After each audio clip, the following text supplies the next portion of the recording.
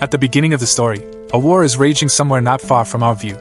A boy named Amushiba appears, and with a firm tone, Amu says that the situation is getting more dangerous, and they have to defeat it. This war is not without reason. In the mid-21st century, Japan faced a series of pressing crises, from failed economic policies to an aging population, bringing the country close to collapse. Facing this chaos, major powers intervened, pretending to offer economic assistance and maintain peace, but in reality, they spread military forces and expanded their influence. This intervention eventually sparked a border war, where the battlefield was dominated by unmanned humanoid machines known as AMAIM, equipped with advanced tactical eye systems. In 2021, Japan was divided, with almost all its territory under foreign control. Amid the chaos, Amu and some of his friends found a damaged AMAIM lying in the forest. They decided to take some parts of the machine and bring them home. After that, Amu's friends dropped off the machine parts in front of his house. However, on the other hand, Amu saw some men come and insult his family in a very rude way before leaving a deep frustration in Amu's heart. The incident made Amu feel terrible. After all that passed, Amu decided to go home, clean up, and turn on the television. The news on the screen only displayed reports about the increasing terrorist incidents, adding to Amu's mental burden. The next day, Amu decided to return to the forest. This time, he went alone. There, Amu found more AMAIM parts and began collecting them. However, just as he was about to leave the forest, Amu heard someone calling for help. Moving carefully toward the source of the sound, Amu found an autonomous AI named Guy, who was repeatedly asking for help. Although he initially wanted to ignore the AI, Amu felt bad when Guy said that his battery was almost dead, and he didn't have much time left. The tension rises as the AI tells Amu that Guy hears someone approaching. Soon after, a man and a woman appear, finding Amu standing near the remnants of the AMAIM. Casually, Amu responds that he just happened to be there. The man gives Amu a sharp look and says that some people have been looking for AMAIM parts around that area. According to him, a group of boys around Amu's age had been seen digging up AMAIM remains from the border war that once occurred. After verifying Amu's ID, Amu introduces himself calmly. But suddenly, they capture him and start searching his bag thoroughly. However, they don't find anything suspicious. Seeing nothing wrong, they finally let Amu go but issue a stern warning not to return to the area, especially at night. After they leave, Amu feels a bit relieved and immediately meets up with the AI named Guy. Amu thanks Guy for warning him earlier about the approaching people. Thanks to the warning, Amu managed to hide the AMAIM parts he was carrying. Guy then explains that it was a warning from Don, and afterward, Guy asks Amu for help in return. Without a second thought, Amu takes Guy to an old maintenance workshop that now serves as his hiding place. The spot is very secluded, and that's where Amu stores the AMAIM parts he's collected. Upon arriving, Amu shows an AMAIM to Guy and says that if the plug fits, Guy can recharge himself. Guy is surprised and begins asking Amu many questions, curious if Amu built the AMAIM himself.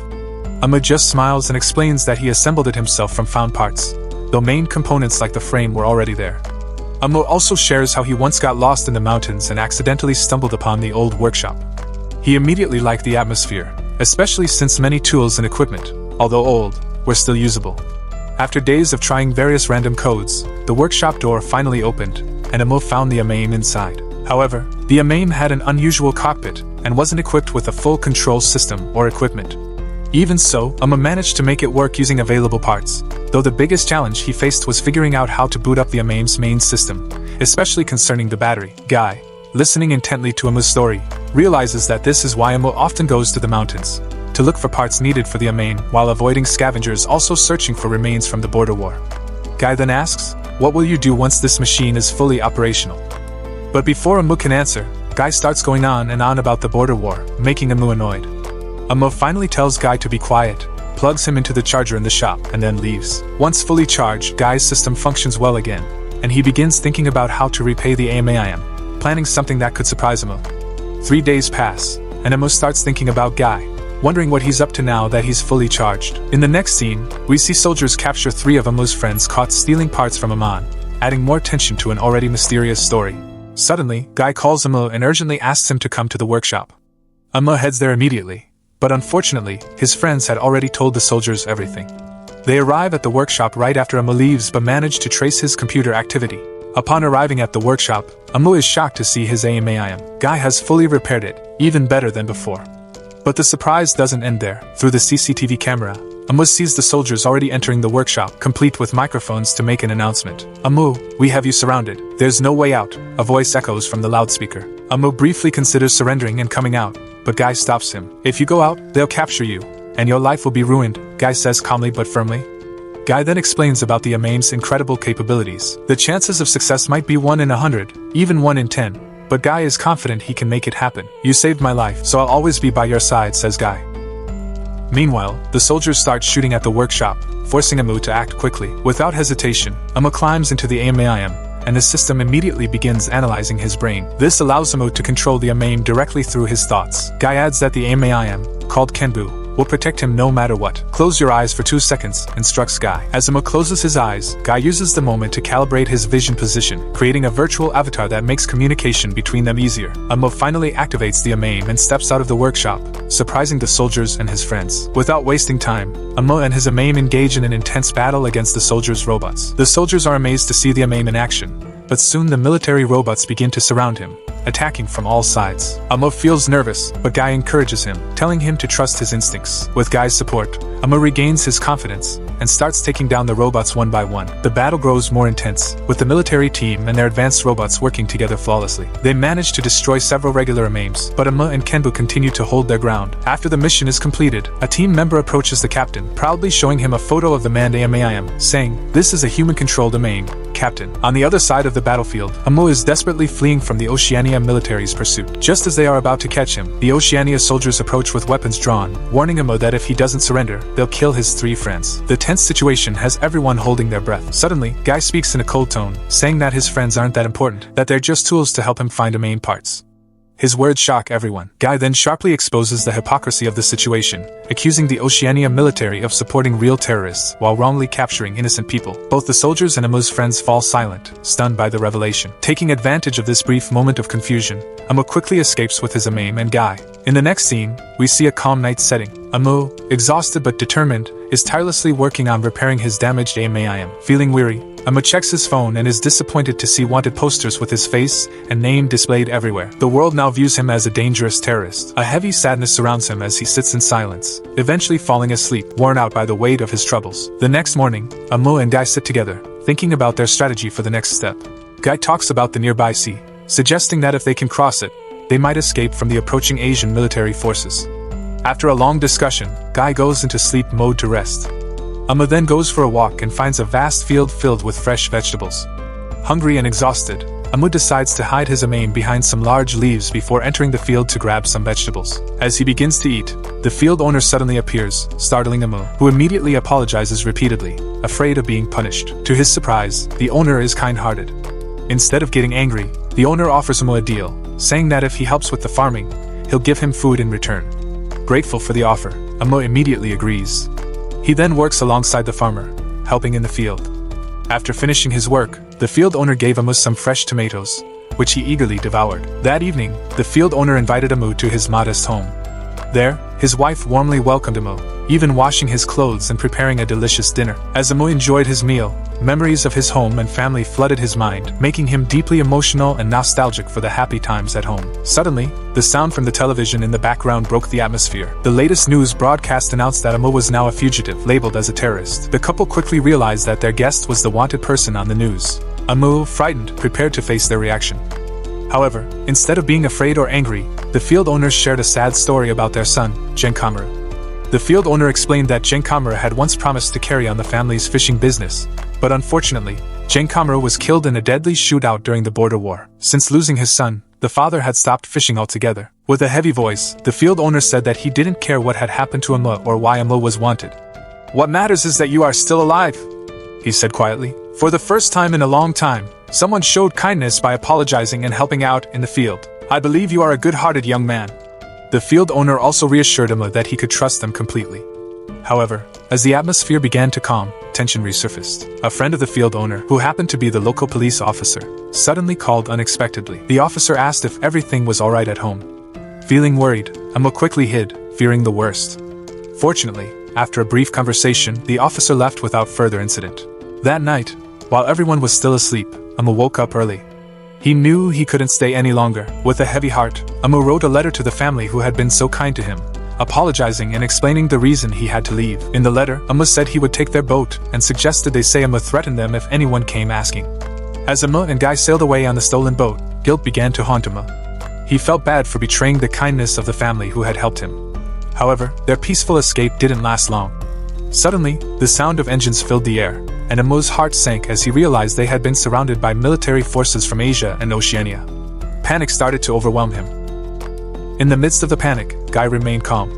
He encouraged Amu to fight back and helped boost his confidence. Hearing Guy's words, Amu gathered his courage and engaged in battle, skillfully controlling his AMAIM. The military personnel watching from afar seemed stunned, seeing how agile and powerful the AMAIM Amu controlled was. However, just as they were on the verge of victory, military reinforcements arrived, overwhelming Amu with a greater number of enemies. Amu desperately tried to escape, but one of the enemies managed to shoot his leg, causing him to stumble. In an instant, 4 or 5 enemy robots swarmed Amu's AMAIM, mercilessly firing upon it. Just when all hope seemed lost, a gunshot was heard from a distance. A mysterious boy, controlling another AMAIM, arrived to rescue Amu. The arrival of the second AMAIM shocked the military forces. They quickly ordered their robots to attack, but the second AMAIM swiftly fired back, destroying all the enemy robots. Afterward, the boy provided a code and instructed Amu to come to his location right away, assuring him that he would protect Amu's AMAIM. Suddenly, thick smoke filled the area, obscuring the military's view. Taking advantage of the moment, Amu managed to escape. Not long after, Amu met the boy, and they introduced themselves to each other. While introducing Guy heard a female AI voice other than his own. Guy explained that there was an autonomous female AI inside the same AIM. The AI introduced herself as Kay and mentioned that their AMAIM was named Jugan, and the boy's name was Tezuka Gashin. Gashin then asked about the underground tunnel they were in, and Kay explained that the tunnel was an abandoned railway system from before the war boundaries, which allowed them to travel safely without being detected. Amu, curious, asked Gashin where he had found that AMAIM. Gashin simply called Amu a fool and explained that he was an AMAIM pilot from Japan, fighting against the military as part of Yatagarasu, a group aiming to reclaim Japan.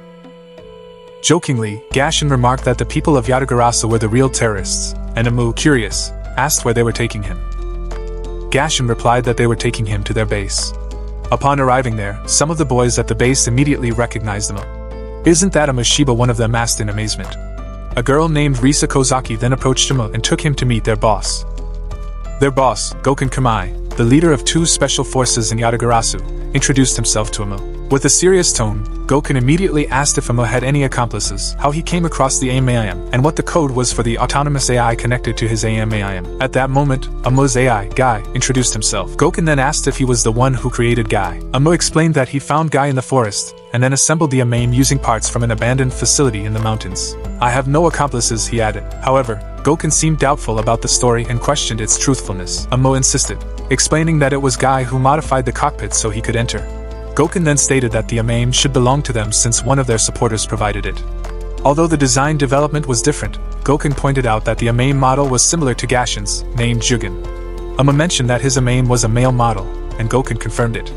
Goken also explained that they had sent parts for the Kenbu male model to their branch in Shikoku, but the branch fell before they could send a pilot with a combat AI. Guy, growing suspicious, asked what Goken's true intentions were.